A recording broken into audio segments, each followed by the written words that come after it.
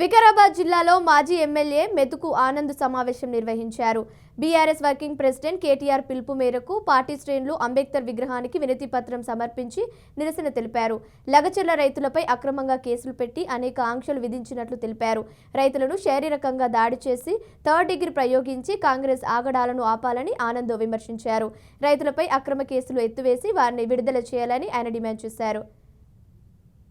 వికారాబాద్ జిల్లా కొడంగల్ నియోజకవర్గం లగచర్లకు సంబంధించినటువంటి రైతుల మీద అక్రమ కేసులు కావచ్చు, వాళ్ళను అక్రమంగా జైల్లో పెట్టుడు కావచ్చు. వికారాబాద్ జిల్లా కాదు, యావత్ తెలంగాణ రాష్ట్రంతో పాటు ఢిల్లీ వరకు కూడా పాకిన విషయం మనందరికీ తెలుసు. వాళ్ళు చేసినటువంటి తప్పేమీ లేదు. మేము భూమి మీదనే ఆధారపడి ఉన్నాము, ఆ భూమిని ఇస్తే ఎట్లా, మేము భూమిని ఇవ్వము అనేటటువంటిది మాత్రమే చెప్పింది.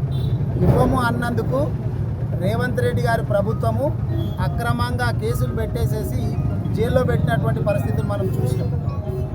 మరి అదే ఫార్మా కంపెనీలకు రేవంత్ రెడ్డి గారికి కూడా 100 ఎకరాల భూములు ఉన్నాయి. ఆ కంపెనీలకు ఆయన ఇవ్వచ్చు, 10 లక్షలు ఇస్తా, 10 కాకపోతే 20 ఇస్తా అని అంటున్నాడు కదా.